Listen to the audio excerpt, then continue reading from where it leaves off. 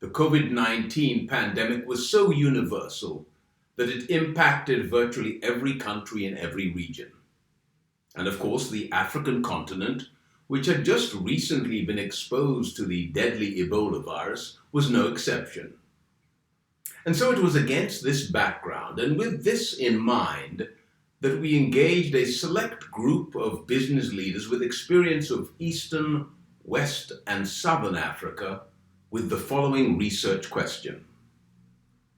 Given the perennial disruptive risks that Africa has faced, how resilient did corporate Africa prove to be in dealing with COVID-19?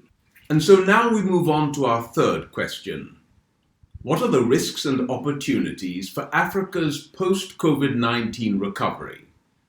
And how can corporate Africa be better prepared for the next disruptive event?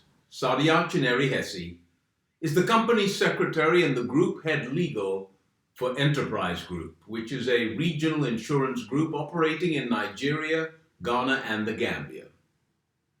As a qualified solicitor, Sadia has worked in private practice and as in-house legal counsel in the UK and in Ghana, and has several years of board experience dealing with corporate governance issues. Well, let's first listen to Sadia's overall assessment of Ghana's lessons learned and see what those lessons tell us about the future.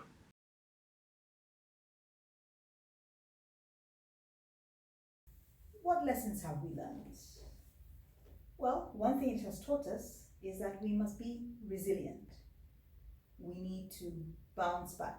We need to adjust quickly to the new situation we find ourselves in, and we need to get back on track. It's taught us that we need to rethink our work modalities. And so the agile working now is at a level that is unprecedented. Working from home, shifts, rotations, and so on have been fine-tuned and are now really working extremely efficiently. We've also had to widen the support that employers give to staff, because there is a social element to work.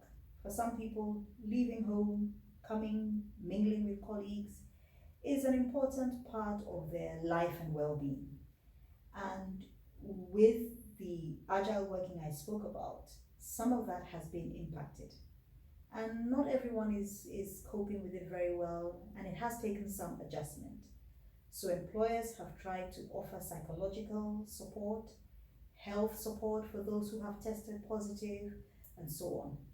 It has also led to some cost savings to balance what we've had to outlay to support business. So now people are not traveling across the globe to attend board meetings.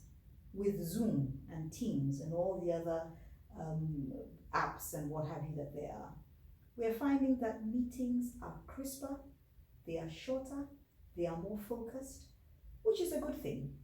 And so the new norm, as it is still unfolding and as we are seeing it to be, has brought about some changes for the better. Will there be another pandemic? Probably. Will we get through it? Yes. Will we come out the other end? Yes. Will we continue? Yes. We'll make it. We'll do well.